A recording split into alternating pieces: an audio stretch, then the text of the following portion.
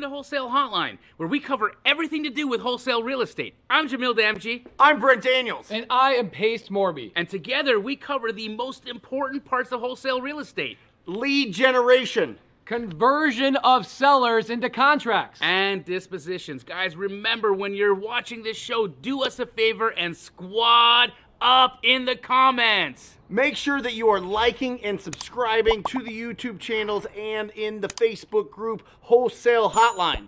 Most important, we want to know we're doing a great job for you and helping you build your business. So go give us a review on iTunes and or Spotify.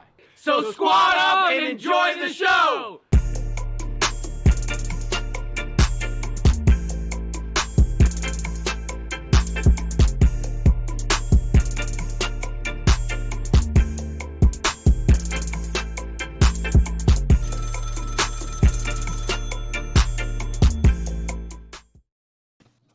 Welcome to Wholesale Hotline number 95. This one is really exciting because we are going to be talking about selling deals to the hedge funds. Let me give you a little bit of stats that I just Googled. All right. $60 billion is the estimate that the hedge funds are going to put into residential real estate. $60 billion. It comes out to about 442,000 homes. And I know what you're thinking. That sounds like a whole lot of houses for just greedy big corporations to own. But the fact is, there's 139 million homes in the United States. This is about 2% of the rental portfolio, rental properties. And there's about 22 million rental properties. It's only 2% that they're saying are going to be owned by hedge funds. So it's really interesting that we get these numbers out, because I think that we have this kind of thought that they're everywhere and they're buying up everything and it's going crazy. Well, just pump the brakes here. We're going to get into some realness here. And I'd love to hear from, obviously, from Pace Morby, from Jamil Damji. What has your guys' experience been? And will you introduce our incredible guests on the hotline tonight? Yeah, so Jamil, I think, is having a little bit of internet issues tonight, so I don't know how much interaction he'll have, but let me unmute him real quick. Jamil, how you doing, brother? You got to unmute yourself. I'm doing fantastic. How about yourself, brother? Amazing. How much interaction are you having with hedge funds nowadays, with you and all your Keeley franchisees? We are definitely interacting with them. The taps are still completely turned on. They're buying as much as they have been. We haven't seen any slowdown in absorption. But I love what Brent is saying, because the majority of our business is done with mom and pop portfolio owners, mom and pop rehabbers, investors, small portfolios. I think that, yes, there is a lot, $60 billion is a lot of money, but in the grand scheme of it, it sounds like a drop in the bucket. That's interesting. I see properties. Most of the stuff that I'm seeing right now with hedge funds they're buying up our fix and flips. Jamil and I actually had a fix and flip this last summer that sold like $50,000 over asking. And I don't know. I mean, I kind of want to we want to bring on today's guests, obviously Medium Wave Dave and Jeremy Gonzalez, which are both sub 2 students and sub 2 mastermind students. Amazing guys. They are focusing entirely on hedge funds right now. And so we want to get their take on it. The conversations they're having with their hedge funds. What the heck is a hedge fund? Why are they buying? What's their strategy? I look at it and I go, man, these guys are genius, because what they're doing is they're buying up the retail space at very high prices, hiking the prices up, making it nearly unaffordable for the average homeowner. And then what they're doing is they're going and also buying apartment complexes, and they're raking in the money on also rental income, right? So they're basically raising the price of a home so high that the average person can't afford it, and they're pushing them over into apartment complexes. But then Brent comes to the table and goes, well, dude, they're only buying 2% of the market. 2% of rental properties. What's that? 2% of rental properties, not even 2% of the market. Wow. Like the market, we're at 15.9% of properties in the United States are rentals. 15.9, and 2% of that is the amount that the hedge funds are buying. 2% of the 15%. Well, Brent, here's way smaller than you think. Here's what I want to do. I want to introduce. Let's introduce Jeremy Gonzalez and Medium Wave Dave. Guys, welcome to the show. Medium Wave Dave, are you in Long Island right now? You're muted. I muted you because you had reverb. I'm in Brooklyn right now, so probably got a little background noise. There we go. You're in Brooklyn. Jeremy, where are you at? You're in Birmingham, Alabama. Is that correct? That's correct. And you two gentlemen are partners that have recently linked up. Not recently, actually, you guys have been partners probably primarily most of the year. And your exit strategy, or your strategy and how you're selling your properties, is primarily through hedge funds right now. Is that correct?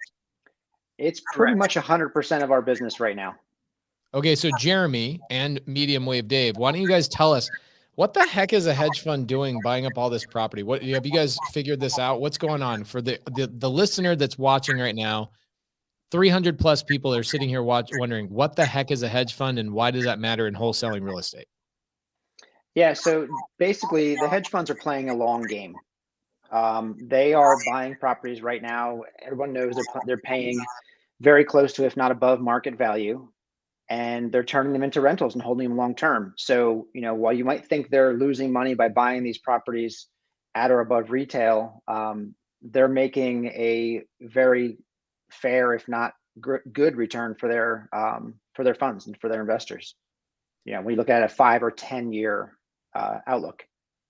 So that's interesting. Jamil brings this up all the time, which is like, as long as I see institutional buyers pouring money into the market, it doesn't make sense for us to continually talk about a market crash coming, right? It's like, right. If these guys are pouring capital in at nearly full retail prices, we sold a deal last Friday to a hedge fund. We literally, as an agent, brought the deal to us, and we just took the lead and we went to a hedge fund and go, do you guys want to buy this? And we made a $10,000 spread, right? At full retail. Agent got paid. We got paid. Hedge fund is buying it over retail. Yep. And I'm looking at this and I'm like, these hedge funds are pretty dang smart. Jamil, is this telling us that we don't have any immediate crash coming up?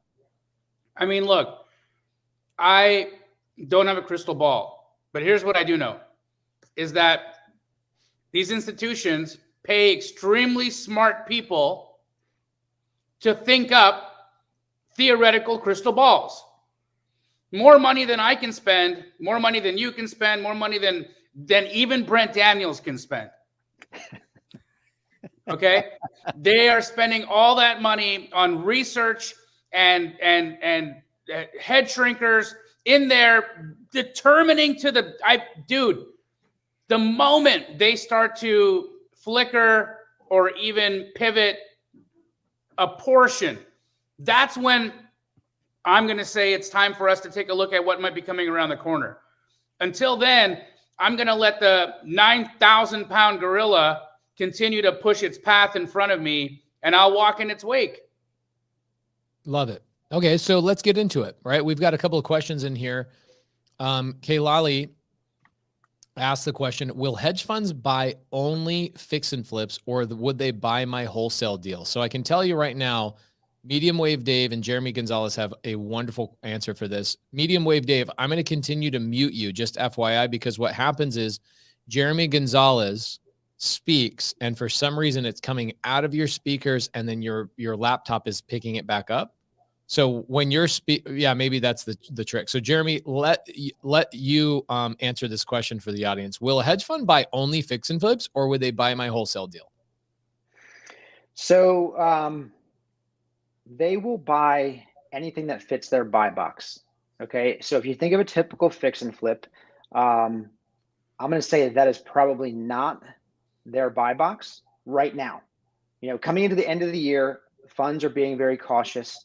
And it's not because they think there's a market turn. It's simply because it's the end of the year and they're just being careful with their books. But you're not going to get anything that's generally over a $30,000 rehab with most funds right now. So that is more like your light flip, your lipstick flips. that's perfect for them.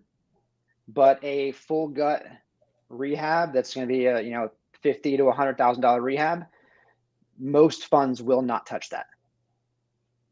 And, Okay, and why is that? What is the reasoning behind that? What's the thought behind that?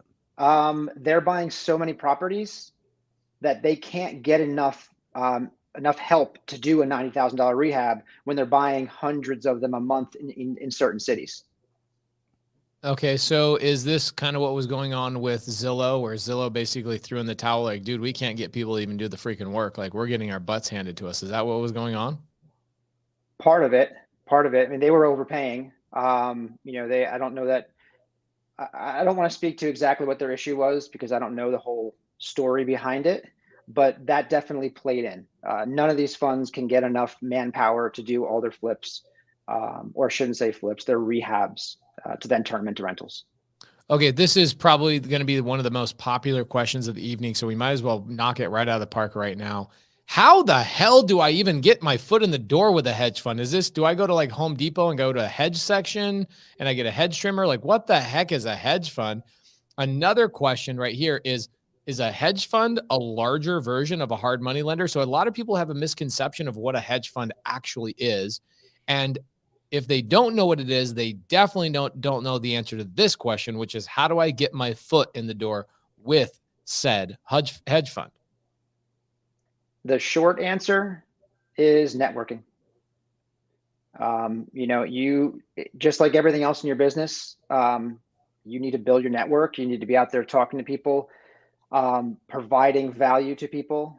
And, if you talk to enough people, eventually you'll get in front of the right person who either will open a door for you or who, will actually be a hedge fund manager or an analyst or whoever it happens to be at the fund. And you just build the relationship naturally. Okay, so there's no like a website or something I can Google, like what hedge fund is buying in my neighborhood, what hedge funds are active in my neighborhood. There's nothing I can do to preemptively, or do I have to wait for like a REI meetup or like some sort of networking event to figure this out?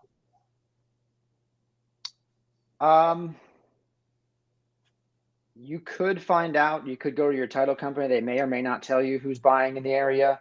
If you happen to know the names of some hedge funds that are some of the bigger ones, you can go to their websites and see if they're buying in your area.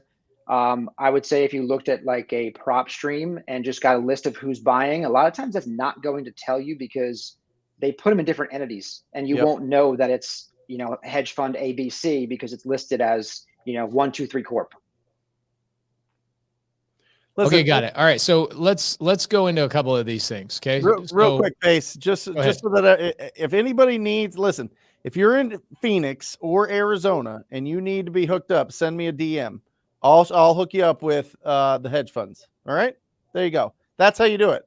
Just start asking people. Just start going to. We did $204,000 last week from the hedge funds. And the beautiful thing about it, and I don't know if you guys are experiencing this in the multiple markets that you guys are in, but when they do the inspections, it's not like Open Door and OfferPad where they beat you up and try to hit us. At least on these ones that we closed, they just took it as is, closed it like that. We're done with it. Maybe they're overwhelmed in Phoenix. Maybe they just don't have. They walked it. I mean, I would have asked for something, but they didn't. It was they took it as is, and all cash. It's absolutely incredible. So okay, cool. So let's make sure the audience has some traction, some takeaway stuff right from the get-go. So letter A, what is a hedge fund? A hedge fund is a collective group or a company that is bringing tons of money together. Pension funds, right? They manage a lot of pension funds. They manage other people's investments, and they have billions. Blackstone has trillions. Okay.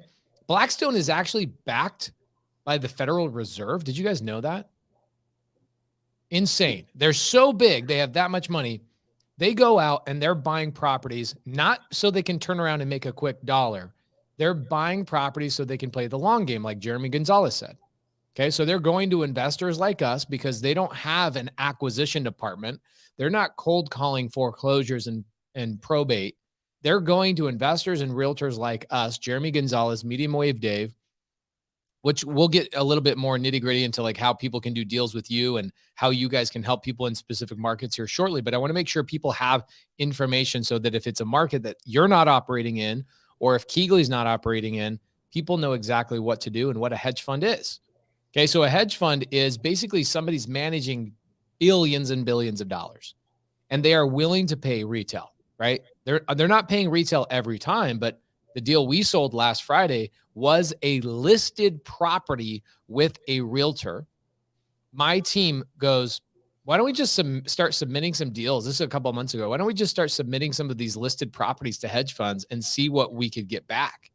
And we're actually running into profitable deals, 10 grand here, 12 grand there, 15 grand there. We're taking properties that are currently listed, getting them under contract, and then selling them to the hedge funds. Okay. Just did one last Friday, $10,000, real quick deal. So there's amazing opportunities right now, guys, where these hedge funds are not like the local fix and flippers that need to buy at 65, 75, and maybe upwards of 82 cents on the dollar. They're paying more than that. A lot of times they're paying way more than that, and they're easier to deal with. Okay. So a hedge fund is an amazing opportunity for you. If you're having a hard time, you're locking deals up maybe a little bit too high for a traditional fix and flipper, you need to find a hedge fund in your local space that you can work with, or find somebody in your local network that has access to a hedge fund, because I can tell you, they're not just talking to any old wholesaler about any old deal. Okay. They are professional organization, people that went to Ivy League schools that don't, I was going to say an Android joke. I was going to say nobody at a hedge fund has an Android, but I don't know that as a fact. So got to pull that joke off the table. These are incredibly intelligent people, and they're not going to waste their time on, hey, I have a lead. Can you help me comp this? That is not how this is working.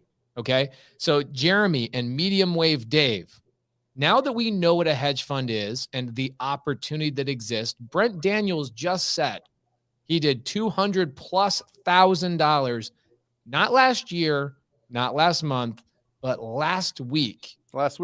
Just last week with hedge fund disposition.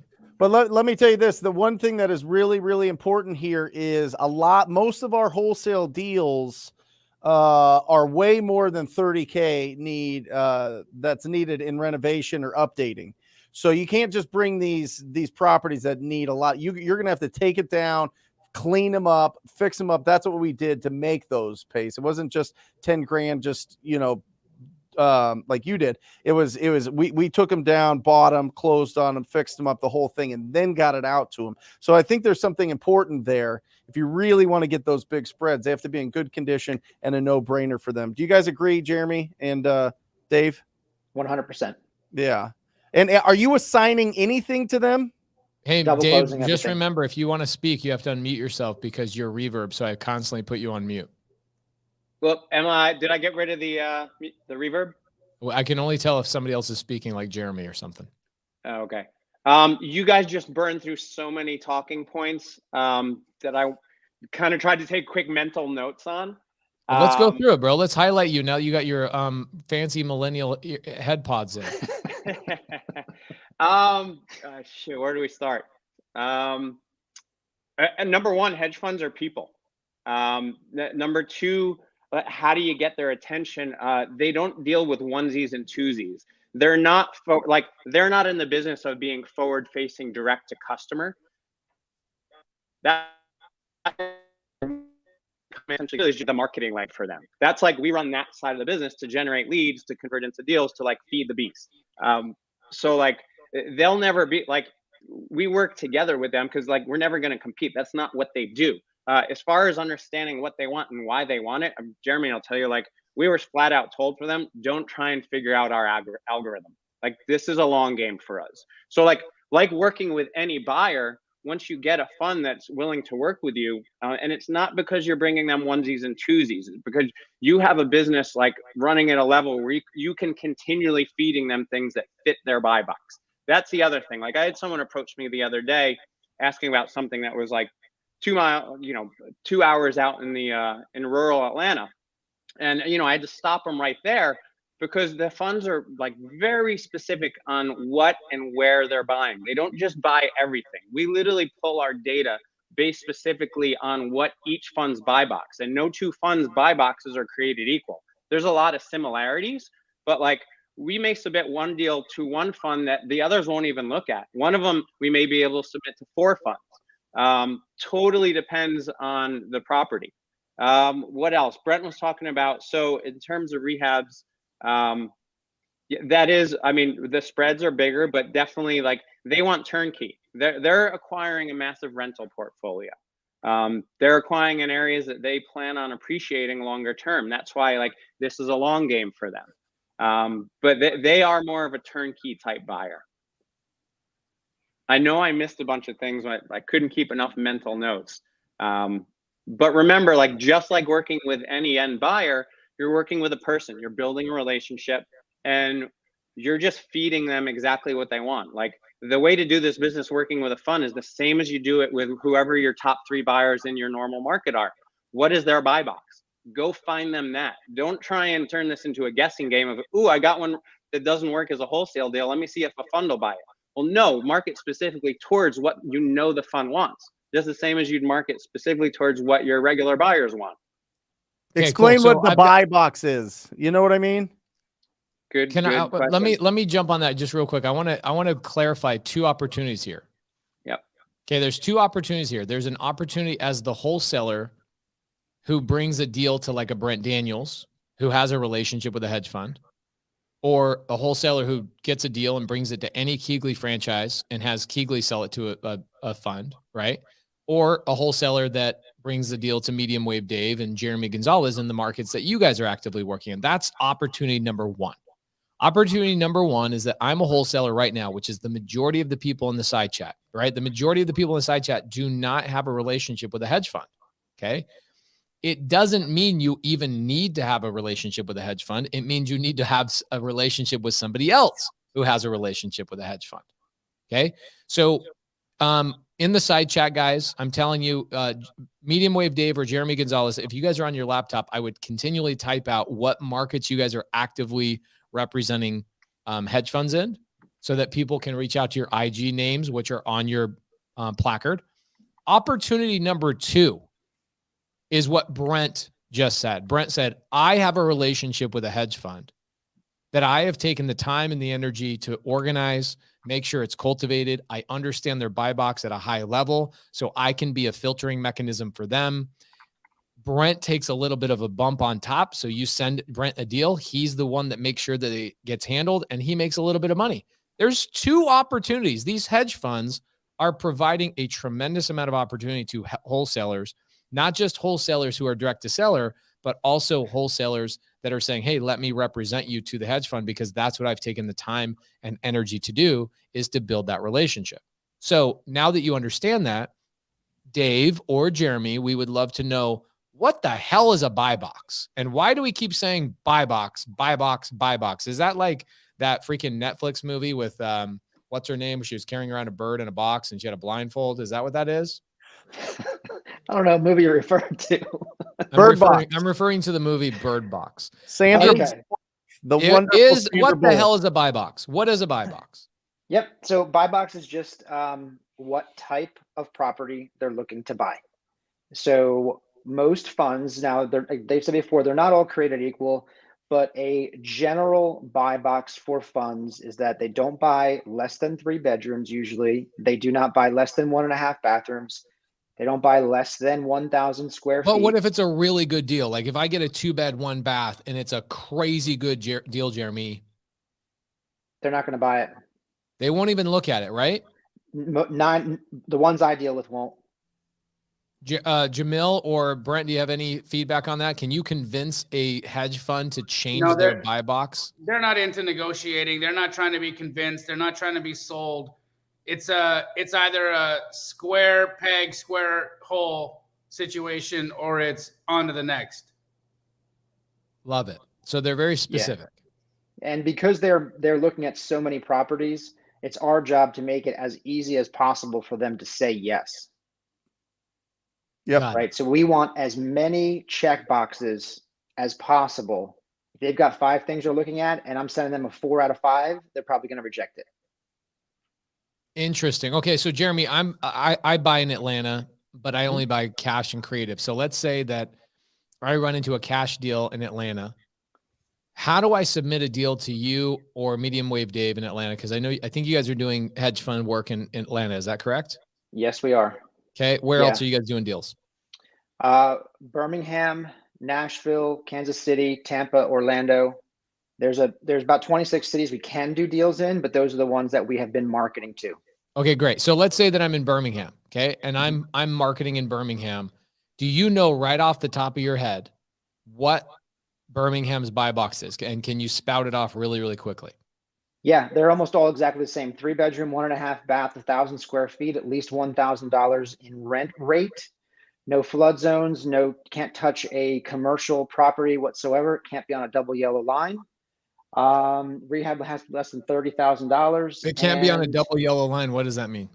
That means the house can't be on a major road, and it actually can't even touch a major road. So if you're on the outside road within a neighborhood and your backyard touches the highway, they won't buy that either. Interesting. So this gets really narrow really fast. 3-bed, 1.5 bath, 1,000 square feet minimum, $1,000 a month minimum in rent. You cannot touch a commercial property whatsoever. Correct. You can't touch a busy road whatsoever. Man, this gets narrow really fast. So they're buying the insides of neighborhoods only. Yeah. Yeah. Okay, what else? What else do we got? Power lines, school districts, what else? I would say we don't look at school districts. If you have a high tension power line, they're going to most likely turn it down. Christine Morales just said no HOAs, no pools. I want to touch on that for a second. We absolutely buy in neighborhoods that have HOAs. Yep. But you have to be careful because the HOA cannot restrict rentals. And you're starting to see more of that right now. In the higher end properties, you're starting to see neighborhoods saying no rentals going forward because they're starting to see too many funds coming in and turning their beautiful neighborhood into a rental neighborhood. But now the pool situation, they will absolutely buy properties with pools, but it costs $12,000 to fill one in. So you just factor that into your deal. Are they filling in pools? Yeah, it's a liability thing. They're the ones that I'm dealing with. They won't take a pool. They've got to fill it in. Interesting. This is a rental. Jamil, have you guys been interfaced with hedge funds that will buy with tenants or will buy with pools? The ones that we work with won't buy a pool ever. They won't. Now it's new that I'm hearing that they'll fill a pool. That's a new pivot, and maybe the guys on the front lines of my disposition team, they might have had that new note that they'll buy with a pool. But up to my knowledge, they were buying with no pools. Again, same reason, liability issues. Interesting. Okay, so let's say that I am working with a hedge fund. I find one of these deals, Jeremy, or Jamil. Now I've got Jamil on the screen. Are you guys noticing that these hedge funds are dropping their price after inspection, or are they pretty firm on it? They are. It's not like your typical Open Door or Zillow or OfferPad where they're going to give you. They're going to say $250, and then they're going to beat you up after inspection, and they're going to close at $2.25. Their inspection is more of a yes or a no. Yep. They're going to go in. They're going to make sure there's no cracks in the foundation. They're going to make sure that there's, the rehab is kind of what we said it was going to be, and they're going to basically say, yeah, we're good. We already factored in 20,000 plus in rehab. Even a pretty house is going to get that. They're going to paint it. They're going to change some things, and they're going to factor in about 20,000. So yeah, they're just going to say yes or no. So Pace, that absolutely affects the wholesaler in how they're structuring their deal. That's where this becomes sticky and hard. It's not about whether or not we can create the opportunities. The opportunities are there. You've got one wholesaler with a great house that could potentially work for a hedge fund. You've got a hedge fund that, say one of the ones that either Jeremy or Medium Wave Dave work with, and they say, okay, let me submit it. You're running into your inspection period at this point. They run through basically the entirety of your inspection, and often what ends up happening is they go past. So you've got to be okay with either get a 15, 20, or 30-day inspection if you plan to do business with a hedge fund, because they're going to need that amount of time to turn around that answer. Now, okay, this is really good tactical advice. Brent, are you seeing this with your same acquisition team? Are Yeah, you and I'm having Jeremy. By the way, guys, don't blow me up for hedge funds all over the country. Just Arizona. We just work with them in Arizona. Jeez Louise, it's going. Alejandra's killing me right now. Like literally killing me right now. So anyway, I'm gonna get this on. I'm gonna show you one of the hedge funds buying criteria because I think that's important. It's like a little quick PDF. Give me a second. But yeah, they're coming in. Listen, here's the thing, and this is a great question. We put it on the market. The hedge funds are buying it on the market, right? And then you connect with those agents that work with the hedge funds, and then all of a sudden you can bring it to them and get an offer on that deal before you put it on the market if you want to do that. Okay, so you're referencing Ryan's question here where he says, if you go through all the trouble of buying, cleaning it up, why not just put it on MLS to get top dollar and a bidding war rather than go to the fund? So what is the benefit of going to the fund over just throwing on a retail market? They're paying the most. They'll outbid everybody. And not only are they paying the most, but they're also not charging you any sort of, because if you're the seller of a deal, right? Let's say you're wholesaling a deal and you put it on the MLS, guess what? You're the seller. So you have to pay both sides of the commission. You have to pay the listing agent and the buyer's agent. Am I paying fees out of these deals, Jeremy and Medium Wave Dave? Some of them you are. Okay. Do you mind explaining that to me? Yep. Some certain funds will take a 2 or 3% commission. Yep. On their deals. So, yes, you don't have to list it, but you are still going to have, depending on who it is, either 2 or 3% agent commission. That's just a way that they get a little extra money, I guess. Most of them have it. Ooh, so Ingrid Hernandez, really smart gal here, local in Phoenix. She's a real estate agent. She says, as an agent, some hedge funds have an assignment ceiling. I've seen 2%. Are you guys seeing any sort of assignment ceiling where they don't like big old fat juicy assignments? We don't assign to them. Okay, how are you doing this? We're double closing everything. Okay, you're double closing everything. Is Jamil and Brent, is that how you guys are doing this as well? Yeah, we're double closing. We have a few that we assign to. We've built long relationships with the ones that we are assigning to, and it's over a year-long relationship, and we had plenty of back and forth, and they weren't accepting that in the beginning. Today they do accept assignments from us, but that was it took a long while for it to get there. For the most part, it's a double close, or you buy, close, hold, sell. Okay, so this on the screen right now, Lenny's comment is really, really good. He said, in reference to a previous question from Ryan, he said, I sold my flip because I sold my flip to the hedge fund because it was the highest offer, and they closed cash compared to the traditional conventional buyers who take longer closing periods. Guys, when you're fixing and flipping properties or you're wholesaling properties, what happens a lot of times is you put your house on the retail market on the MLS and you think you're going to the highest price. Well, first off, we've already answered that. The hedge funds, for the most part, are paying more than the average homeowner is. Secondly, you don't have to pay as much in commissions. But I think more importantly is when you have hard money on these types of homes, I don't think you want to sell to a conventional buyer that's going to take 30 days minimum, upwards of 90 days. And I've had deals just in the last couple of months. I'm sure Jamil, who also fix and flips a lot, same as me. We run into conventional buyers that they're approved, and then something stupid happens to the escrow where they lose their funding after I sat on that deal for 20 to 45 days just for their lender to say, sorry, we can't fund the deal anymore. And I paid hard money costs that entire time. Then I have to put it back on the market. And the buyers that are looking at that now back on the market, they don't know that it was because of the buyers prior and their poor funding. They think it's me and my house. Now my house has the scarlet letter on the house. People think that my house has a problem. So you can avoid all of that garbage by just going through a hedge fund is what we're essentially saying. Is that correct, Jeremy? Absolutely. Absolutely. Cool. So I'd actually like to hear Jamil's take on that because he's probably doing a little more volume than us. But deals still fall apart with hedge funds. Oh yeah, like this isn't like the golden goose of like you're just getting a layup money for sending an email. Like there's still, and Jeremy kind of deals more with our disposition, but like there's still a lot of back and forth. And they will pull the plug. They'll accept. I've had this happen multiple times. And this sucks because it's not like you can have a, reprimand your hedge fund for pulling this. But I've had a deal and multiple deals where they'll commit to it, they'll pass inspection, and then for some reason, about 72 hours typically before close, they'll say, you know what? Sorry, we're not going to actually buy that one. The earnest money is yours. Send us the next, please. No. Yeah, dude. They will absolutely do that.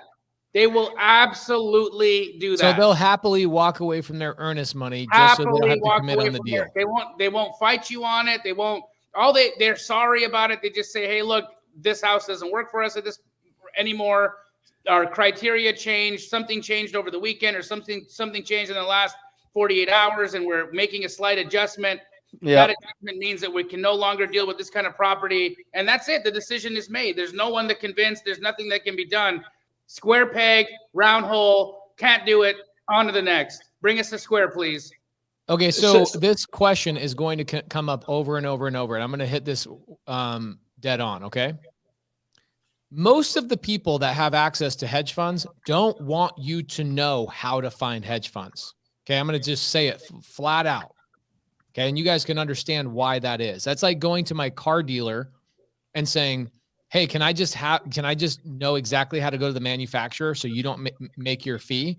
Guys, people develop relationships with hedge funds by networking and by finding them on tax records. Write that down on your little notepad. You can pull up tax records and see who's buying. Okay. Now you're going to have to do some research. You're going to do some reconnaissance. You're going to be looking on PropStream and then pulling up LLC documents and seeing who owns the LLC. Most of these hedge funds are buying in hundreds of different LLCs, not just one. You're going to have to do the work. Nobody's going to just give you the name of hedge funds necessarily, because then they get cut out of the deal. Are we all on the same page here? This is why we are dancing around this question. Write it down. Other people have done the hard work. They've built the relationships. That is the answer to you. Do you want to go find a hedge fund? Great. Go pull up tax records. Go find who owns the LLCs of. In fact, it's really easy. You can go on PropStream and you can pull who's buying the most properties in a given year and pull up the LLCs that are buying hundreds of properties. That's a hedge fund. Okay. Then pull up that LLC. Who's the owner? Find their website, reach out to them and say, I'm a wholesaler and I'd like to submit deals to you. What department do I reach out to? It's pretty simple. Now, it's a lot easier if you just go through a Jeremy, a Medium Wave Dave, who have the relationship with these hedge fund buyers, because most of the guys that are replying to them are freaking busy and you have to get their attention. So the relationship is the attention. They've already earned the attention. So my suggestion to you, if you have deals to submit, Scott Jenkins, for example, says, hey, I've got a deal I'm about to list. Can I just submit this to Jeremy and Dave or Jamil or Brent? The answer is yes. For your first 5 to 10 deals to a hedge fund, just go through somebody else who's going to coach you along and teach you about the buy box and has already done the brain damage. Let somebody else make the money. Have we sufficiently answered this question? Because I promise you it will come up again if I didn't hit that home. All right. Yeah. So Chad, my junior acquisition manager's dad, is a real estate agent that I would refer anybody that DMs me to go talk to him to work with the hedge funds. He's got a direct line. That's the connection. Here's the buy box. Can we share this? This is the stuff that they're looking at and the stuff that they're not. This is Amherst. Of course, you could Google. I mean, you could put in Amherst, but they're not going to be buying that in your area. This is their max price, their min beds, min baths, year built, the whole deal, right? You guys see that, okay? Now, will you give me the second page? Second page here is what we buy, okay? This excludes modular, manufactured home, townhomes, condos, multifamily, or attached single-family residential homes, Class A homes located in desirable neighborhoods and good school districts. Look at that. They have 2 bullet points of what they buy, and there's a lot of what they don't buy, right? Jeremy's smiling. He knows. I mean, Dave knows. I mean, Jamil knows. I mean, this is This is as of last month. So who knows? Terrell asks, is that accurate? That could have changed yesterday. Just like Jamil said, listen to me. They will literally email you on a deal that's supposed to close tomorrow and say, sorry, our funds are dried. Our funds are gone. We're just done. If they turn off for a specific time frame period, Pace, that's exactly what they do. And they don't turn off because of markets moving or things changing. They turn off because something might be happening in the plumbing upstairs, and they got to figure out what they're doing the adjustment on. They move like machines. And so sometimes they got to turn the entire robot off so that they can tinker with something, down the line. And then they get that thing figured out, they tinker with it, and then they turn the robot back on and away we go. That's how it's done. But that's the problem with working with them, is that you're working with a clunky machine but the thing is that it takes the biggest bites and it pays the most money. But you called it, Jamil. It's a machine. It has no emotion. There Zero. is no emotion. Okay, so Jeremy, I've got a question for you. So let's say that I've got a deal, right? I've got a deal in Atlanta, for example, or let's say Birmingham, okay? I have a deal in Birmingham, and I would buy it as a cash buyer for 200 grand to turn into a fix and flip. And let's say the ARV is 300 grand, and I'm going to put 40 grand, let's say 30 grand into it, right? I would buy it for 200 grand, put 30 into it. After my closing costs, my hard money costs, I'd probably walk away netting like 40 grand, maybe 50 grand if I'm really lucky on that deal as a traditional, just regular ass fix and flipper. Okay. What would a hedge fund pay for a similar house like that? It fits their buy box, less than $30,000 or less of renovation.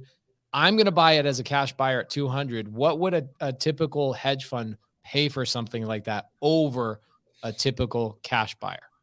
So ARV is 300? Yes, sir. If you have the right fund, in the perfect world, all the buy boxes all checked, you could realistically get them to pay 275 in that condition. So for me, that is troubling for me as a fix and flipper, right? So guys, I'm not just a wholesaler. I'm a fix and flipper. I know Jamil is also active in fix and flip. I buy and hold a lot, probably 1 to 2 rentals a week. Okay. I look at that and I'm like, holy moly, somebody's willing to pay $75,000 more than me on a property that I was only planning on making $30,000 on. Yeah. This is a tremendous opportunity. So Jamil, you probably out of everybody on the screen are doing the most volume, not probably 100%. I don't know anybody in the country doing more volume than you. But my question is, how long is this rodeo going to last? I wish, Pace, there was a real juicy answer that I could give you. But, the way that it's looking right now, with inflation the way it is, with the housing shortages that we've got, I don't think that they're dumping tens of billions of dollars into this space on accident. I believe that we don't have the capacity going at the current rates that we're coming right out of a pandemic with all the supply shortages you and I have experienced in the building industry, with all of this shortages in manpower to even do work. People aren't even coming into work to do the construction. So when you put that coupled with the fact that housing is protected somewhat against inflation, there is, in my opinion, very little evidence to say that the rodeo ends within the next at least 18 months. Got it. Okay. Jeremy or Medium Wave Dave, how quick does it take for a hedge fund to lock up a property under contract? So let's say I have a contract. Let me re-ask this question for you, because this could be misconstrued. Yes. I speak a different language than you guys. I can decipher what people are really asking. So let's say I have a contract and I go to you, Medium Wave Dave or Jeremy, and I go, hey, I've got this house under contract. I've got a 10-day inspection period on it. Will you let me know if the hedge fund you're dealing with will buy this deal. You come back and you say, yep, they're good to go. How much time does it typically take from the day they say yes to my deal until they close that deal? Okay, so I'm going to take a step back actually and say, if you came to me and said, I've got 9 days left in my inspection period and I've got to give you a yes or no, it's very possible that that's going to be short. And I'm not sure we're going to have enough time because we've got to get it to the fund. They've got to give us a price even, which could take a couple days. And then they've got to schedule an inspection, which could take them a week to schedule the inspection. And when they schedule it, it's probably going to be a few days out. So the chances of them getting inspection scheduled within 2 weeks of the time I first put the property in front of them, there's a high likelihood you're going to miss your inspection window. Okay, so Jamil referenced earlier, get your houses under contract and make sure you've got a 15, 20, 30-day inspection period. Brent, do you have a specific time frame you're telling your acquisition department to put these under contract for in terms of inspection period to make sure you have enough time? When we're buying them? No, yeah, you're double closing, right? No, I've been closing and fixing them up. Yeah. Yeah, some actual we haven't talked. Kind of wild. Yeah. I feel like I need to take you to dinner and get caught up to speed. I didn't know you guys were taking down properties and flipping them. Yeah, it's a wild world. Well, it's because of these hedge funds. I'm telling you. I mean, they have been paying above retail once they're fixed up. I mean, we saw comps at 330, and then they're giving us offers at 345. Like, what is going on here? You know what I mean? So are you getting numbers from them before you go forward to fix these properties, or you kind of just, that it is in their buy box, and so you're gambling and rolling the dice? So what I've been doing, Pace, is because the appreciation's gone bananas this year. If it's a newer property with similar, under $30,000 worth of repairs or upgrades needed, we're going to take it down. We're going to get the new floor, new paint, new appliances in, and then put it on the market. And that's how we grabbed the first hedge fund agent that was representing the hedge fund, because they're in the MLS as well. Now they would prefer not to bid on the MLS because they can just go direct to the owner of the property. So we've done that as well, just taking it directly to them. Say, hey, what can you give us on this? They throw out some ridiculous number. We're like, that's crazy. So I don't know if their strategy is they're going to do retail plus whatever they think appreciation is going to be by the time they close, or what they're doing with their strategy here in Phoenix. But it has been like record-setting sales each time. They're doing it because if they can buy where they're already holding, Brent, the values continue to appreciate those neighborhoods, it's the smart play. Let me ask you this, Jamil, because you would be the perfect person to ask this. I had a buddy of mine send me, it's from the Epoch Times. I've never heard of it, but they said Biden's plan to combat corruption includes new real estate rules. They're looking to put like regulations in place on every single cash purchase in the country. And right now there's only 12 cities or states that, or 12 counties that do this in the country. I didn't understand why. I guess they were thinking maybe people are money laundering or doing something goofy here, but why would they do that? Why would they want to put more regulations on real estate? I think that there is conversation topics to be had, conversation pieces to be had on both sides. Is housing right? Do we have the right to affordable housing as human beings? And I think that you've got a Democrat in power, and those conversations get louder when you have Democrats in power. And so that's the conversation that's being touted today. And can they stop cash transactions from happening? Fuck no. No way. There's no way they can do that. What can they do? They can tax them. Yeah. They can drag them out. They can make them longer. Right. They can make it a little bit more difficult. Look, there is no doubt in my mind that we are creating a situation here, that the reckoning will have as to what the impact of driving housing prices is, how high as they're going over the next 5 to 10 years will be on us as a society. I don't know. Okay, but all I can say is that I'm riding the horse. I'm along with everybody else in here. We can't really say. And Brent, the sad thing is that conversations like that will continue to happen, and legislation might ultimately get passed that could be, because it's false demand right now. That's not true demand. When somebody's going to pay you $15,000 more, the housing market was supposed to be determined by people like you and me and our parents when actual home buyers are there to purchase a house. Yeah.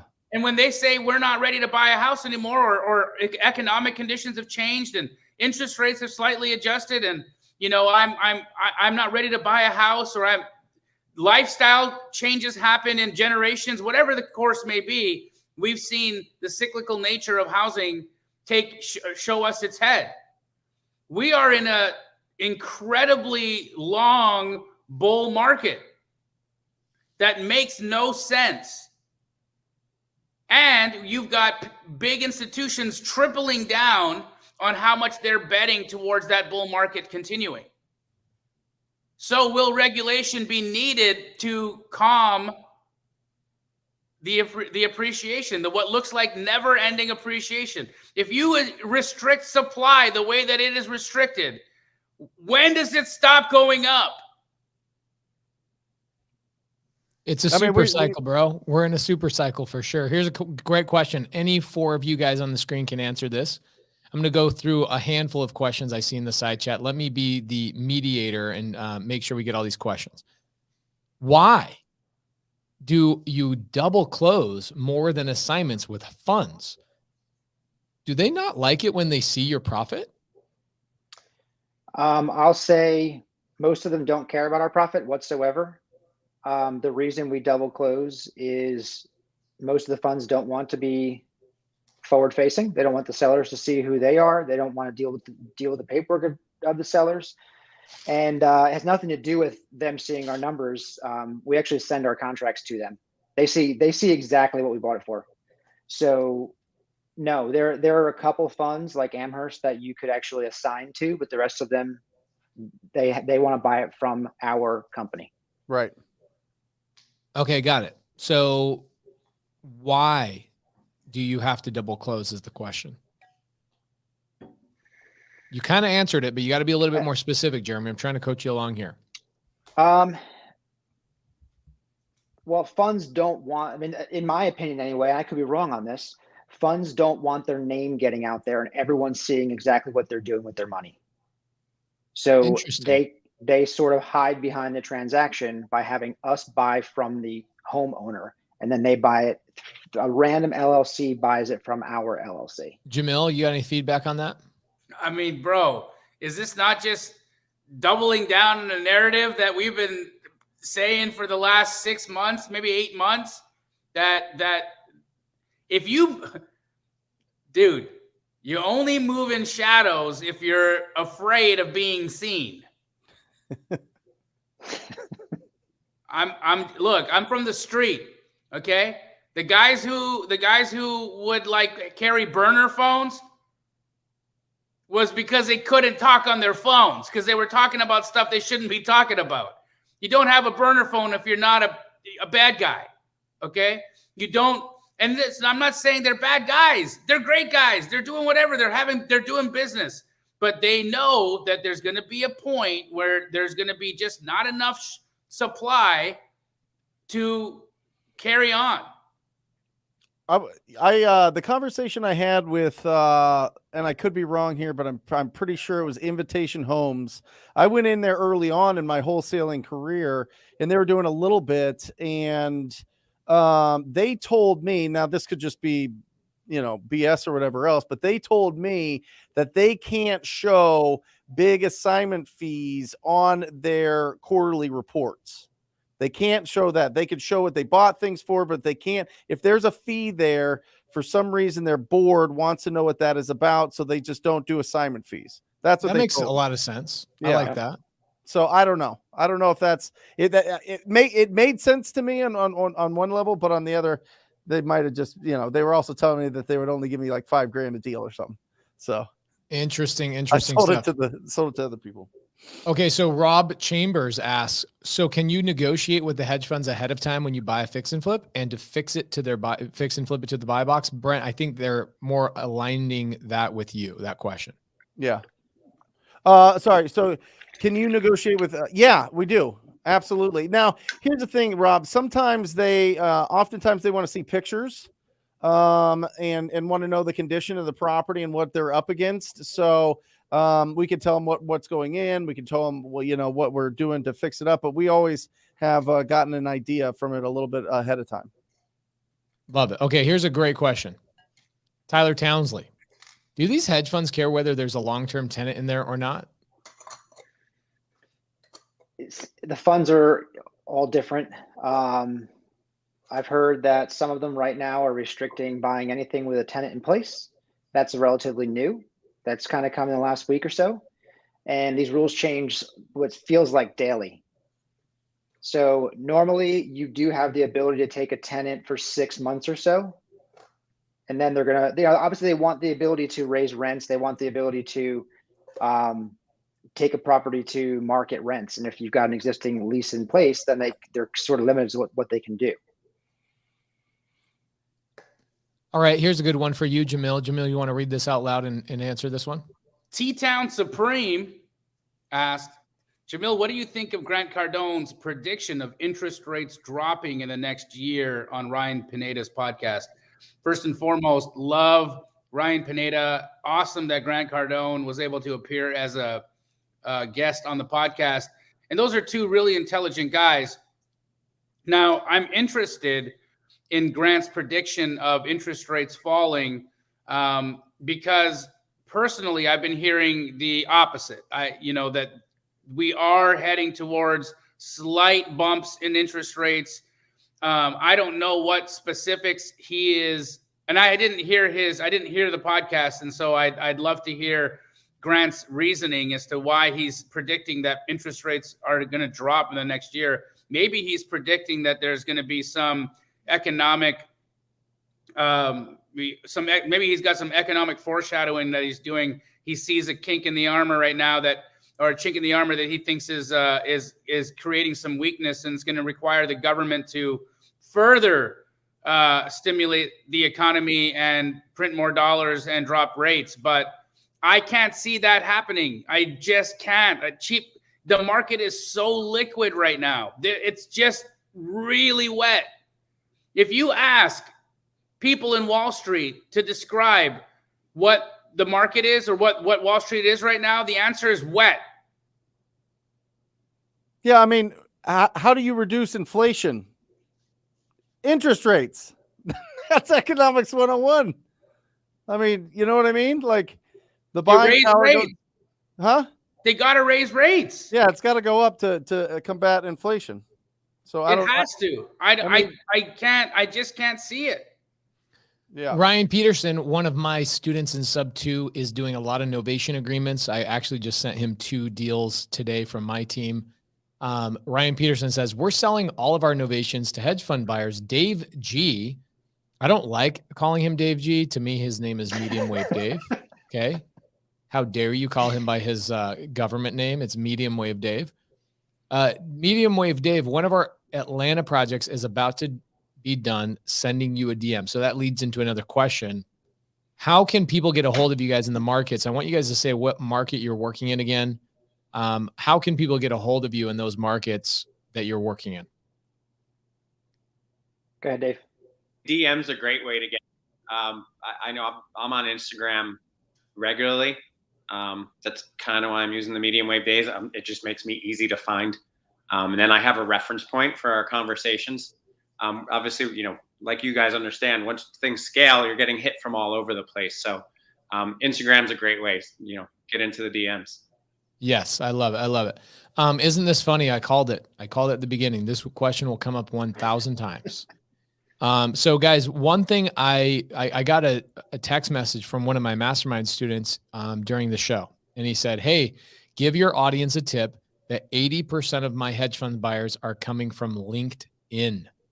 They're coming from LinkedIn. So if you guys want to find hedge fund managers, a lot of times if you go to LinkedIn, you'll be able to find hedge fund managers on LinkedIn. LinkedIn is one of the most slept on resources on planet freaking Earth. I'll tell you that much right now. So start there or go back to the very beginning of this episode and re-listen to the other things that we talked about. All right. So, this is really, really good. A lot of really good questions. I'm trying to figure out which one would be the best one right now. Hey, Pace, while you figure out the best question, we skipped over our markets. So can I just go ahead and list the markets that we're Yeah. We had Dave say it, but I want you to say it multiple times. And you guys, by the way, when Jamil or Brent or myself are talking, you guys should be typing it in a side chat multiple times. I can't get in the side chat for some reason. I would have typed it in there. Are you on your Android? No, I'm just on my laptop. Okay, I got it.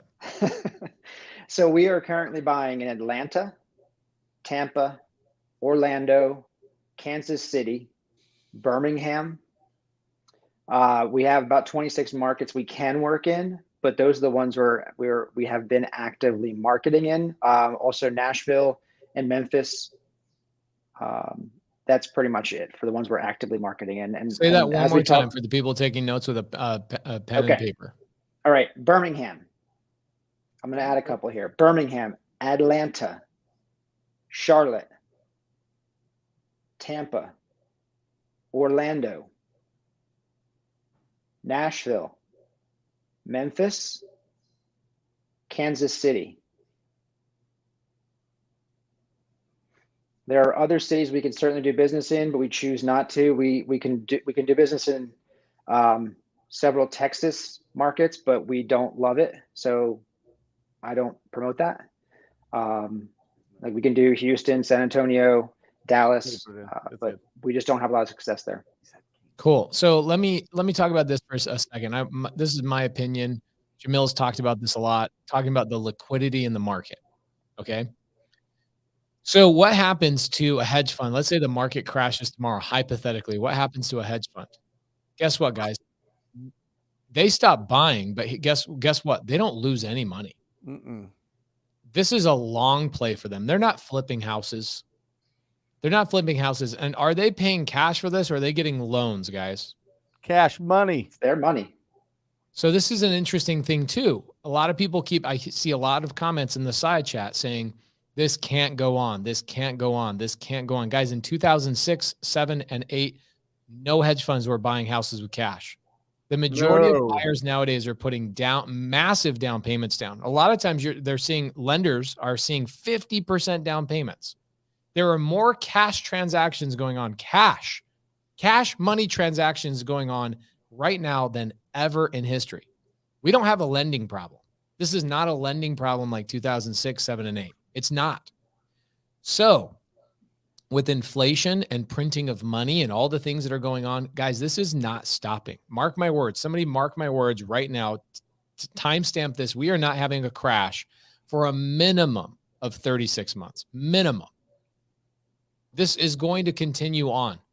The government's going to print more money in 2022. Okay. There's going to be more government assistance. There's going to be more and more and more. And guess what? I'm sorry to say this, but there's a high likelihood that the Democrats are going to get office again, and we're going to keep printing money. So the the only way to outbeat inflation, the only way is not crypto. You guys, crypto is unproven still to this day. Only 3 or 4% of the entire population is on crypto. Okay. It's still unproven. Real estate is the only way to outbeat inflation. These hedge funds are brilliant. They are taking their money out of other asset classes and dumping it into real estate. This is not ending anytime soon. Now, I can say that their buy boxes are going to change. How much cash they have month to month and quarter to quarter is definitely going to change, but this hedge fund thing is not going to change. Open Doors not going to stop. OfferPad's not going to stop. These guys are going to continue and continue and continue. And as more and more fund managers catch on to what they're doing, there's only going to be more Amhersts. There's only going to be other companies. Look at First Key. First Key is a hedge fund that came in. I don't know who they merged with, but I think they merged with somebody a couple of years ago.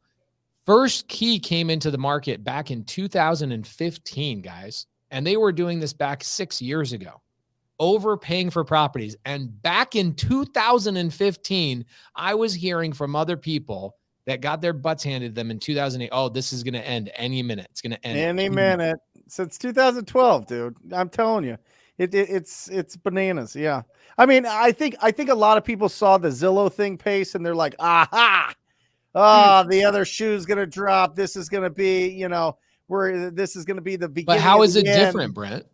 All of these. Listen, Zillow tried to do something that is not Zillow's DNA. That's what happened to Zillow.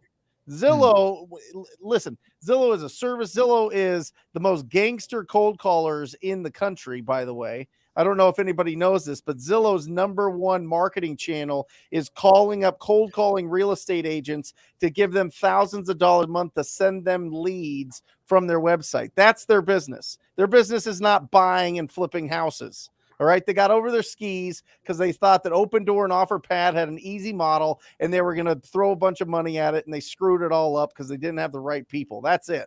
That's the reason. All right. Now, these other guys, their DNA, Open Door, OfferPad, they came in, they started doing this model of buying these properties, cleaning them up a little bit, not doing a great job with rehabs, but just letting the market just take these properties. And that's what they do. That's that's their business. That's their DNA. So you're going to see more people like that. And then the hedge funds come in with $60 billion this year to buy single family residences, probably 442,000 of them. And they're going to hold them for the next 10, 20 years. When Blackstone put this whole plan into place in 2011, they sold off all their properties to different little hedge funds and got a 49% return. They got $7 billion return from just buying these properties up in the downturn. They probably could have kept them, but they wanted to do other things. They wanted to buy other things. You could read all this, you could Google it, you could check it out.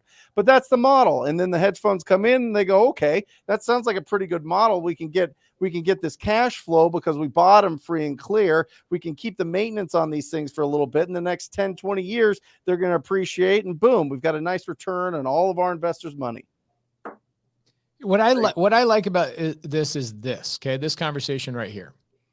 Okay, let's pull this up and let's make this full screen. Guys, check this out. Yep. This is rent rates for the last 50 mother-freaking years. Mm-hmm.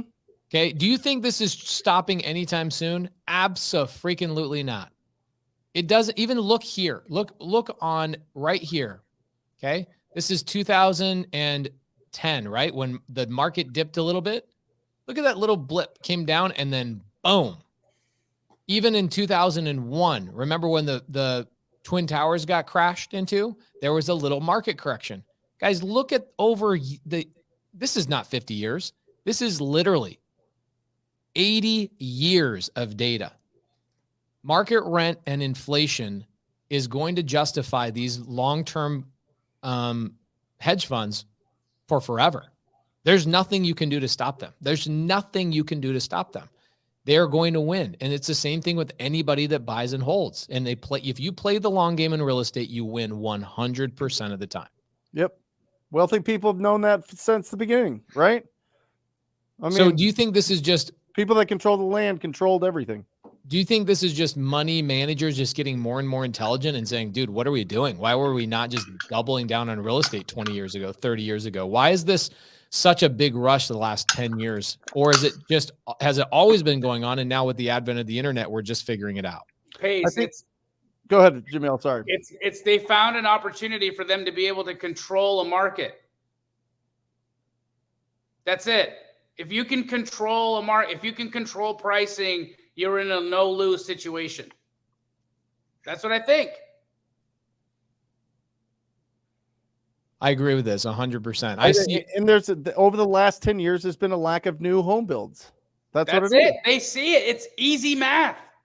Easy math. But there's no way they're involved in that. There's no way they're involved in manipulating any of that. That's the reason why they're getting away with it. And that's why it's incredible and it's genius. And it's the way that investing should be done.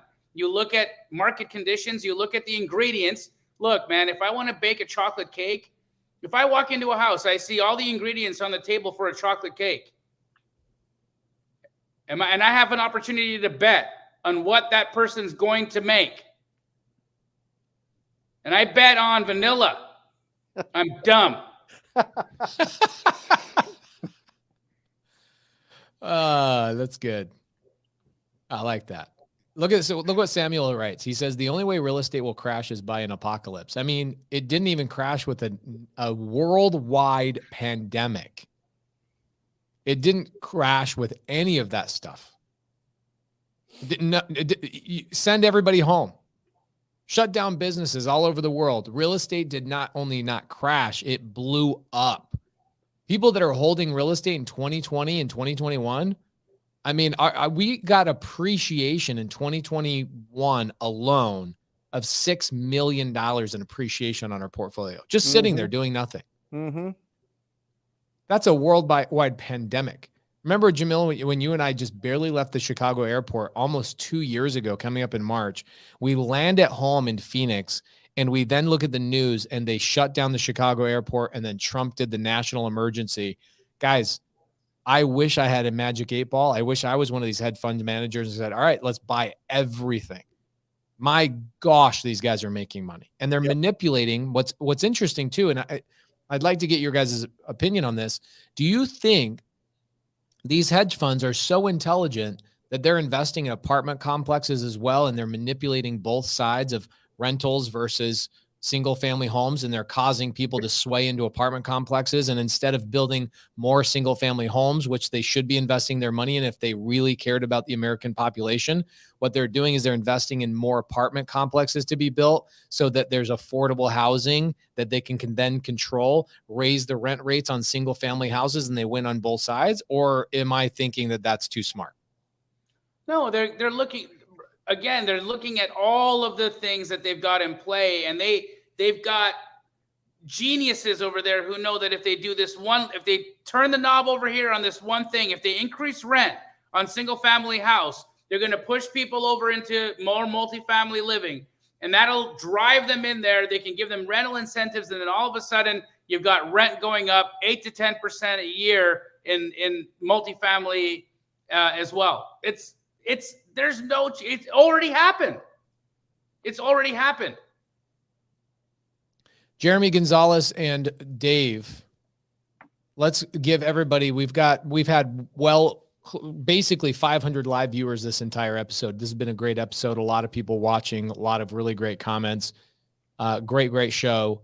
Let's give the people a way to reach out to you. I will take this question off the screen so people can actually read. Anybody that's on YouTube right now can read your Instagram handles. But is there an email? Is there like a Tinder profile or something that somebody can reach out to get a hold of you guys? So I would say, to Dave's point earlier, once you start getting deals sent to you from 10 different channels, it can become overwhelming. It can be easy to start losing or just misplacing deals or leads and have us not get back to you. So if you could hit us up on Instagram, I'm Jeremy.Gonzalez12, as my screen says there, and hit up Dave.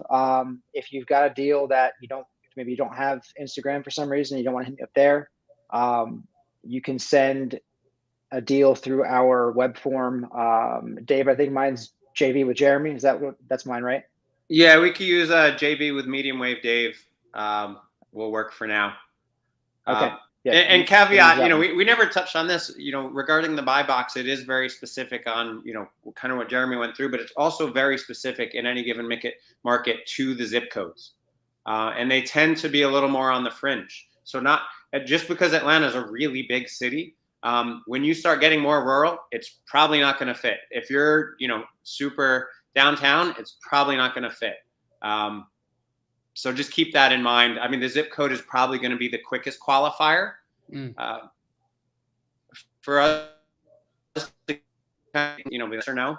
We may create a web form that will kind of have a smart form that'll kind of pre-filter that. But right now, just hit us up on Instagram. Okay, so Jamil, I know I was on the phone with somebody today in Washington. And he says, hey, I need to get a hold of Keegley franchises because I've got deals coming at me from all over the place, PPC leads all over the nation. And I need to get a hold of somebody at Keegley that knows where all the franchisees are because I want them to submit deals to their hedge fund buyers. How can I get a hold of somebody in one of your guys' dozens and dozens of markets all over the country in order to work with you guys? Couple of ways. Easiest is always DMing me. I've got Nino in my DMs looking for specifics or emails or DMs specifically like that. So if you've got a deal in a market, we'll connect you to the franchise. Or you can also email Jesse at Keegley. It's JESSE at Keegley.com. Okay, thank you for that, because what I did today is I texted this gentleman with Jesse, right? And I just said, hey, Jesse, connect with this guy. This gentleman in Washington sends me a text like an hour before Wholesale Hotline. He goes, dude, I got 2 deals sold through the Keegley franchises just in this afternoon since you connected me with Jesse. So wow, guys, Jesse at Keegley.com if you need access to multiple Keegley franchisees. Brent Daniels. Yeah. If I have a deal in Arizona and I want to submit through you to a hedge fund, is it you I reach out to, or is it Jeremy on your team I reach out to? Yeah, Jeremy at Offer Arizona. Okay, Jeremy at Offer Arizona. And what should I have in order? Like, let's talk about this for a minute. If I'm a wholesaler and I'm submitting a deal to you, Jeremy, what is your pet peeve? Is it just like, hey, here's my address? Here, let me know what my price is. Is that okay for me to do? Or do I need to have like certain criteria, photos? What do you really want to see in an email when I send you an opportunity? Yeah, if you can put the address in the subject line, that way I can see that first. So I can just look it up real quick and see if it's in even a zip code I'll buy. And then I don't require pictures, but I'm going to have to know a little bit about the condition. You know, if it's a extensive rehab, if it's a light rehab, and then if you can give me what the fair market value is or ARV of the property, that way I know if I should even waste my time looking it up. Interesting. So how do you know it's a $1 million house? Your time? Yep. Tell me it's a $1 million house, $1 million ARV. I know funds aren't buying $1 million properties. If you tell me it's a $100,000 ARV, it's too inexpensive. They're not buying that either. You know, the sweet spot's really between like 150 and like 300. And then certain funds like in Atlanta and Nashville and Charlotte and Florida, we can buy up to 500,000. So, you know, you start going over that and we don't have any buyers there. Interesting. Jamil, are you seeing anything different than that?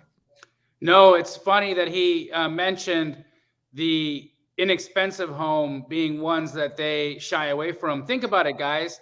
Incentivization wise, there's still a human being there that's processing the deal, that's getting paid a commission in order for that deal to get bought by the fund. And so they want that number to be as optimized in their favor as possible. So 250 to 375,000 is great because that's a nice little acquisition fee they get to take right off the top. You start submitting houses that are $100,000 or less, they're not, even though they might make their buy box, they're not trying to buy that. Okay, so right. This question's been popped up a handful of times. Medium wave Dave, I'd love for you to answer this question if possible, and if Jeremy needs to, because he's more on the dispo side, feel free to pass it over to him. But could you please read this out loud and answer this question? Yeah, so Kara asks, how do you get updates of the buy box in terms of funds on a weekly basis?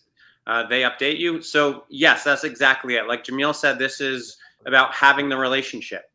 So, you know, we're in contact with the funds daily because things can change. Like they really can change that fast. Like Jamil said, it can literally turn off overnight. So yeah, it's just having the relationship and having the constant communication. Remember, you're dealing with a human. Even though it's essentially a robot, you're still dealing with a human. So the same as you would keep in touch with your regular wholesale buyers, that's what we do with these buyers. Jeremy, on your team, what's his email again? Brent Daniels? Just put it up there. Jeremy at Offer Arizona. Jeremy at offerarizona.com. It's funny because I get people that say, why do you guys have to repeat like the same thing 85 times? You guys watch the whole show, you'll realize that people come in like 20% in, 40% in, 80% in. And sometimes they just barely miss when Jamil or Brent actually give some information away. So Jeremy at offerarizona.com. That's who you reach out to. However, don't send him deals in Connecticut. Where should I send you deals, Brent? What buy box, what area, all that kind of stuff? Well, it's mostly Phoenix. Yeah, mostly the greater Phoenix area, Maricopa County. What about Pinal? I don't know. Are you working in Pinal, Jamil? Yep. There you go. So Love it, love it, love it. Okay, great. So Jeremy, and we'll split up the Medium Wave state a Dave, little bit. how many different hedge funds are you working with, or are you just focusing on one? About 11. Woo! There's no way there's that many hedge funds. How do you find your deals, guys? Have we touched on that? I don't think we've touched on that. Yeah, we fill orders. That's how we find them. Like Dave mentioned earlier, if you look back probably, I don't know, less than 6 months ago, we just decided, hey, you know what? Why don't we start filling orders rather than going out there and just randomly trying to find deals and then wait and then try and find a buyer? We found our buyers, the buyers of the funds. We found their exact buy box, and we pulled lists that only fit their buy box. So, most of, we're doing the same marketing strategies everyone else is doing. And we're just going after mostly pretty houses. Like, what are you calling them? Are you mailing them? Are you door knocking them? What are you doing? Mostly text messaging, some calling. Yep. And you're able to go after the properties that are in better shape, newer properties, right? Yeah, we're really competing against realtors. Right. And what's your average deal size? Spread? Yeah. 30,000. Woo! Okay. Hold on a second. I love that. 30,000 on this? Come on. That's awesome. That's awesome. And we're not even pulling a special list other than a list that, like, when I go into PropStream and pull the data, like, it fits the specific buy box and the zip codes, and we don't pull outside of that. Right. So there's nothing special. If anything, we may have less competition because we're literally just going after high equity data.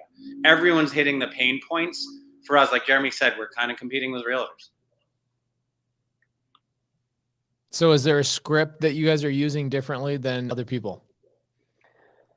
I'd say once I have the conversation, because we're not, Dave and I aren't cold calling. So we get the leads in from our VAs, and the conversation I have with the seller is simply, I walk through the numbers and I just let them know, hey, if you were going to sell it for 300,000 with a realtor and you're going to take 2 to 3 months to sell the property, you're going to spend about 10% between realtor commissions, closing costs, and concessions.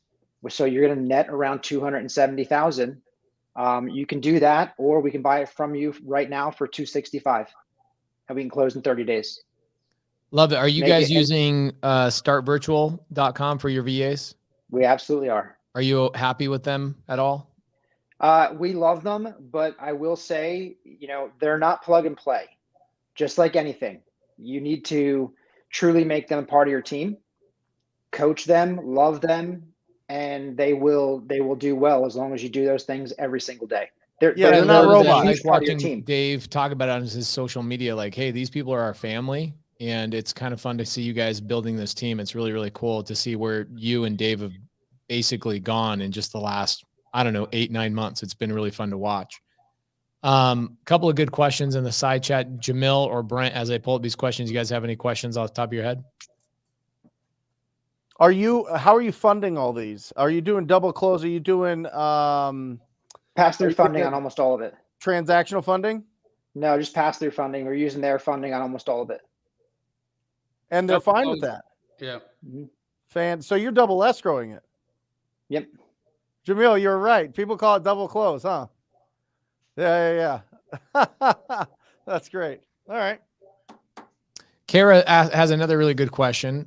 Will a hedge fund start to ignore you if you send less deals to one fund in particular because you have more funds you're working with? They are still people. So I guess, yes, you can hurt their feelings if you try hard enough. Okay, so do you ever run into a situation where you're sending the same deal to all 11? No, I don't recommend that. And why not? Because there's going to be some knucklehead that does that. Yeah, because what's going to happen is you're going to have 5 of them say, we'll take it. And then you have to explain to 4 of them why you're not accepting their offer on the property. Now you look like a turd, right? Right. And then you do that to them 3, 4, 5 times in a row, and they stop taking your call. That's not a fun situation to be in. Right. Omar says, are you guys buying and locking up these properties without doing inspections? Aside from this past Saturday, I haven't seen a single property we've locked up in the past 6 months. Nice. What kind of how important right now with them What's on that, Jamil? monthly basis? You know, if you walk us through your, you know, what kind of a list size wise you're pulling, what that kind of looks like, and then how many of these can you guys slam home in a month? Dave? So literally like the industry standard KPIs that you guys give week after week after week are like exactly correct. I'll say we've scaled down our texting a little bit, just dealing with software issues. You know, just like any business, we're putting out fires every day. But we switched to launch control and it caps those with what we can hit. So we have 2 VAs texting and we're maxing out 2 plans at, you know, 50,000 individual prospects a month. You know, we're adding cold calling. And, you know, it's a numbers game. Like for us, this is a volume play. We're just trying to get people to raise their hand and say yes. But it's same thing. It's more or less right now, like 50 leads, you know, kind of we filter those out. Of that, I'd say we have a higher close rate. Like once something actually gets pushed through as a lead, you know, you guys like the industry standards 1 in 50. I think when it actually gets pushed through, we're much better than that. Like we may be as good as 50%. Of what we've underwritten, it works. We've sent contracts. I'd say our close rate's much higher. As much as things happen faster with a fund, when you get to that point, it's still like we're filling a pipeline because you're still like the industry standard KPI is like 13 follow-ups. And, you know, that's still very true. We get the layups where we've closed deals like on a text with someone we've never spoken to, but like treat it like any business. It's exactly the same. Like the numbers are exactly the same. We just, I think, can close a little higher percentage. I think Pace, what do you say? You're at like 1 in 15 or something? Yeah. Yeah. So I think our close percentage when it gets to that point is maybe a little better. Yeah. A couple of really good questions in here.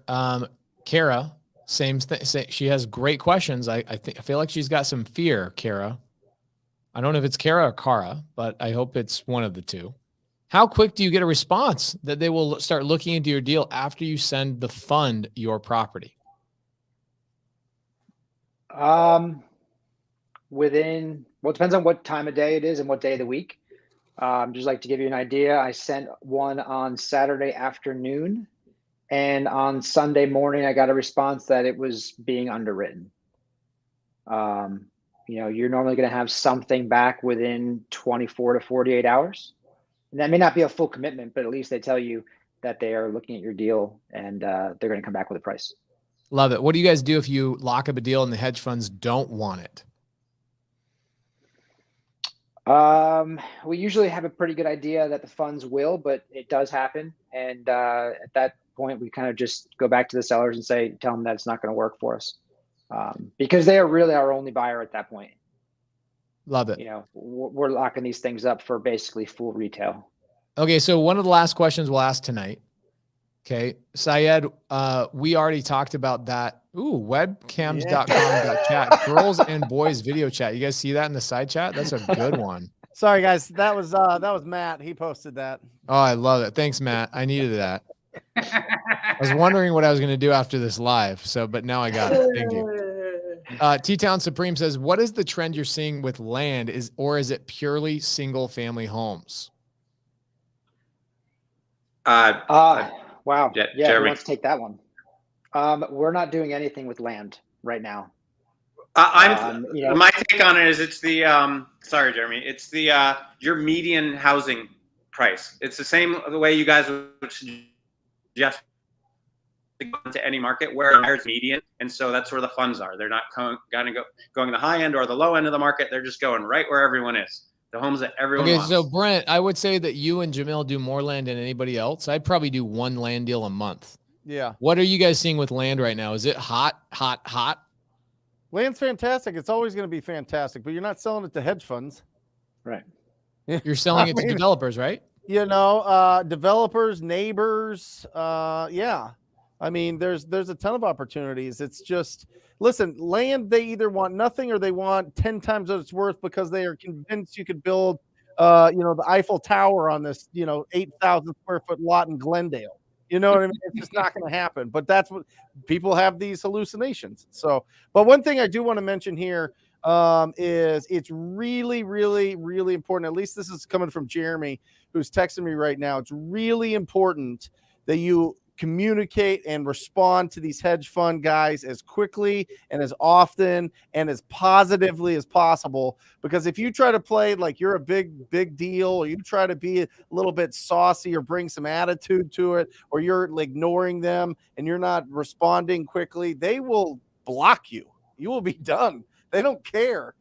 People are bringing them stuff all the time. So make sure you're being super positive. You're communicating really well, and you're building a nice relationship with whoever the fund manager is. It'll really help you out. The more that you can get that connection, the more you're going to be successful if you're going to go with this strategy, for sure.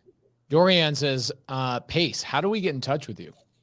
I'm telling you, even if you're one of my best friends, I reply to Instagram DMs more frequently than I reply to text messages. In fact, Dave, Medium Wave Dave, is one of my friends. I love him so much.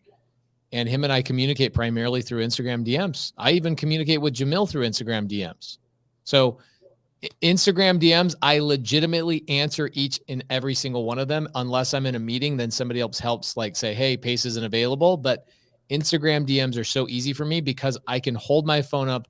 I can record a 1-minute response to you and send it to you immediately just by letting go of the button. And so it makes my life really easy. So send me a video chat on, not a video chat, but send me a video question on Instagram DMs and I'll get back to you. A couple of things. I really want to highlight this. Tyler Townsley, mastermind student of mine, says, got it. Thank you guys. So much value every freaking day. Go join Jamil's Agent Outreach Challenge tomorrow at 10 a.m. Jamil, how's that freaking challenge going, dude? Bananas, man. It's been incredible. The just amount of eye-opening conversations that we've been having on those lives is incredible. People are getting it. They're understanding how to hack the system and how to do this in a cooperative way. A lot of reasons why people never went to try to work with agents in the first place was just fear of looking dumb, not knowing what to say, or they're, a lot of times we fear that what we do in our business isn't worthy of working with a licensed individual, I think sometimes. And that's not the facts. We bring so many amazing opportunities to real estate agents. And even with respect to these gentlemen here that we saw today, there would be plenty of opportunity for them to extend their marketing outside of direct to seller and increase their opportunity and the number of opportunities they have with agents. Yeah. We buy so many freaking deals from right through realtors that it's just mind-blowing. And I always feel like I got the cheat code because rather than having to talk to, 50 homeowners a day, I talk to 50 agents who are talking to 50 homeowners. And it takes the same amount of time and I'm talking to way more people. Jamil, I have a hack on that. We literally had this conversation this afternoon and this morning with the VAs. I was like, we're hitting so much volume that are there deals that we're leaving money on the table? So, you guys love to lead with value. It's one of the things, Pace instills in us. And so imagine going to a new agent and saying, hey, we have these leads that didn't work for us. We can give them to you as a layup, and coming to an agent with a warm referral to someone that already raised their hand, wants to say, yes, it's not a deal for us. And bringing that to an agent. That's the Chris.